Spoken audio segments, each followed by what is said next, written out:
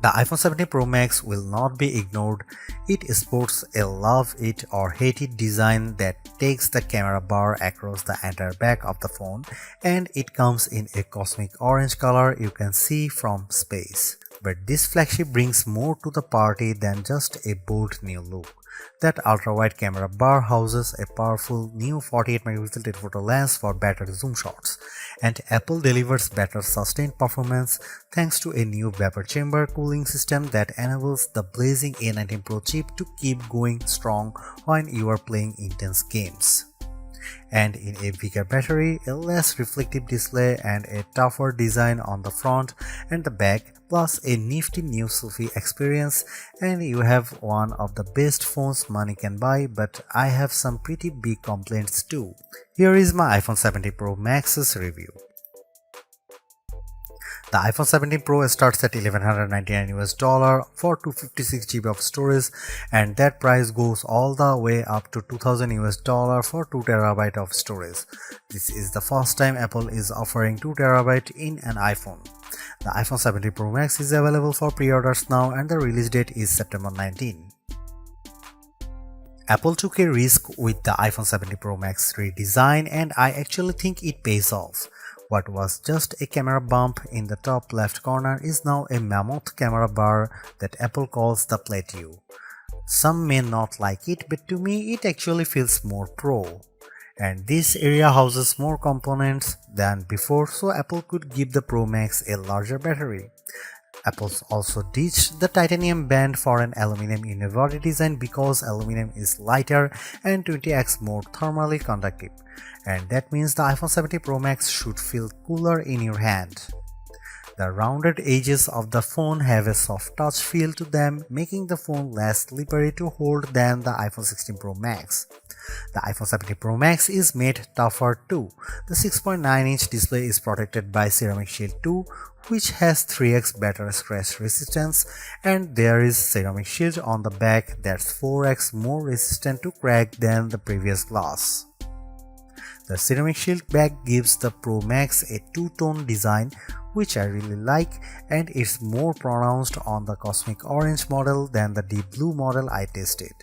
And you can also choose silver, but Apple oddly omitted black from this year's color options.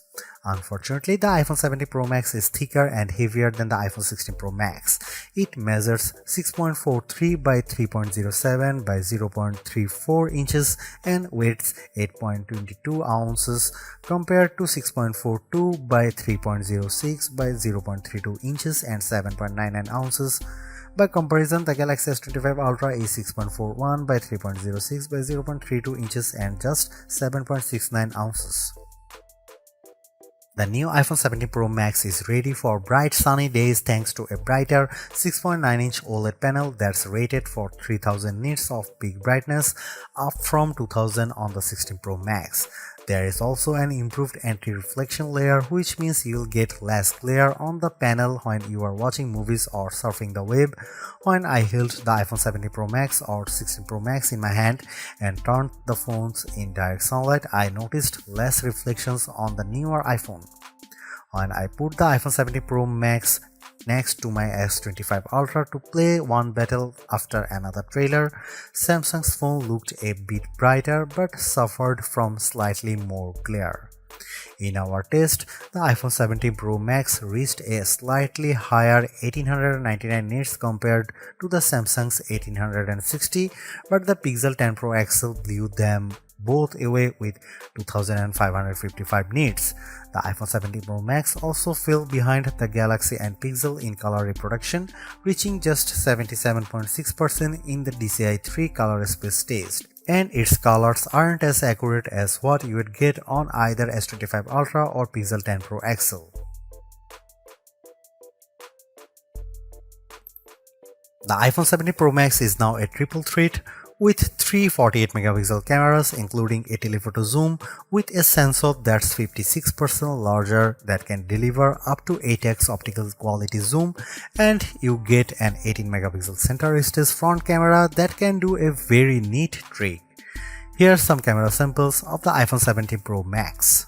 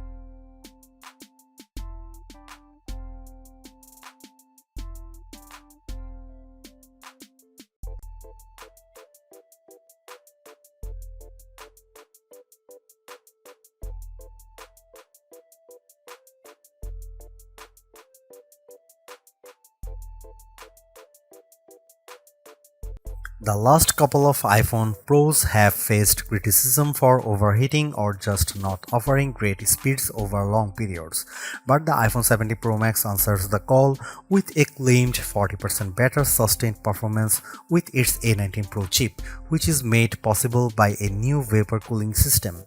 The A19 Pro packs a 6-core CPU and 6-core GPU, complete with neural accelerators for each core. The idea is to give you better performance when doing things like generating AI images. Sure enough, I found that Image Playground generated images 3 to 4 seconds faster on the iPhone 70 Pro Max versus 16 Pro Max. The iPhone 70 Pro Max flies through demanding games like Destiny Rising. The action remained fluid with multiple enemies on screen, and the graphics and lighting effects look stunning. On Geekbench, which measures overall performance, the iPhone 70 Pro Max beat the Samsung Galaxy S25 Ultra on the single and multi-core portions of the test. The new iPhone also finished our video transcoding test 30 seconds faster than Samsung's device. Most impressively, the iPhone 70 Pro Max beat the S25 Ultra in our graphic testing. After Samsung had pulled ahead over the last couple of years, on 3D Mark Solar Bay Unlimited, we saw frame rate of 46.6 compared to 42.4 FPS for the Samsung. That's a big jump from 28.1 FPS for the iPhone 16 Pro Max.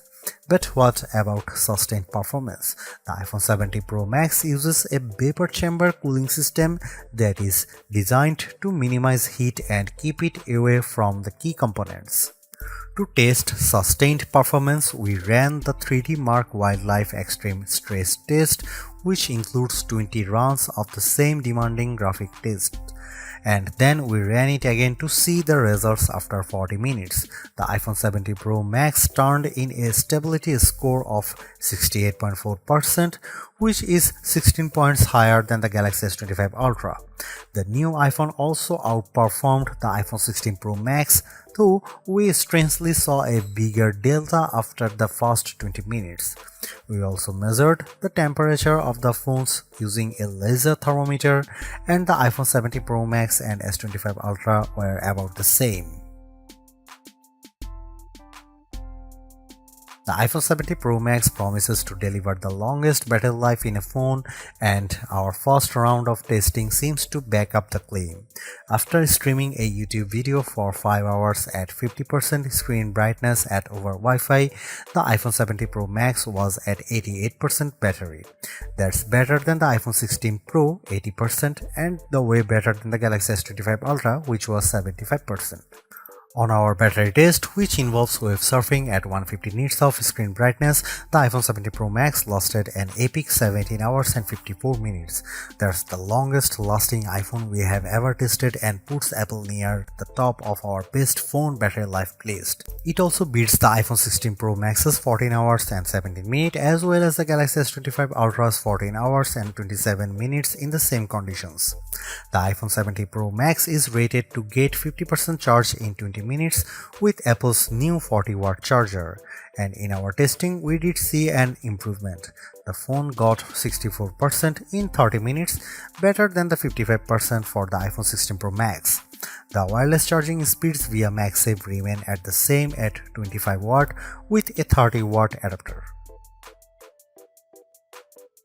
At iOS 26, Apple's new software update has plenty of upgrades including a sleek liquid glass design, but I am more impressed with features that make your life easier, such as call screening and hold assist in the phone app.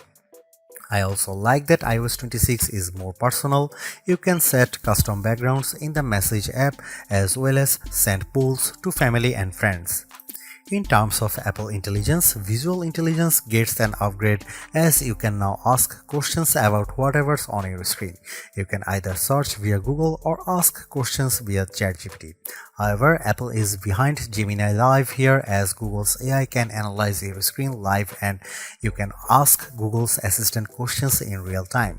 With Apple, you have to take a screenshot first and Siri doesn't answer you, ChatGPT does via text. There's other noteworthy Apple Intelligence upgrades including live translation in messages, phone and FaceTime, smarter shortcuts and a more capable image playground now with better support for expressions and better ChatGPT integration. Overall, too, without the new full-fledged Siri on board, which is not coming until 2026, the iPhone 70 Pro Max lacks the true wow AI feature. Some good examples are cross-app actions on the S25 Ultra and being able to make edits or photos using just your voice on the Pixel 10 series. The iPhone 70 Pro Max is the phone to get it if you love iOS and you want a big screen and the longest battery life possible. The iPhone 17 Pro is also great too if you prefer a design that's more compact. I would personally not upgrade if you have an iPhone 15 Pro Max or iPhone 16 Pro Max. The enhancements aren't compelling enough, but if you are coming from an older iPhone 14 Pro Max, I could definitely recommend stepping up to the new iPhone.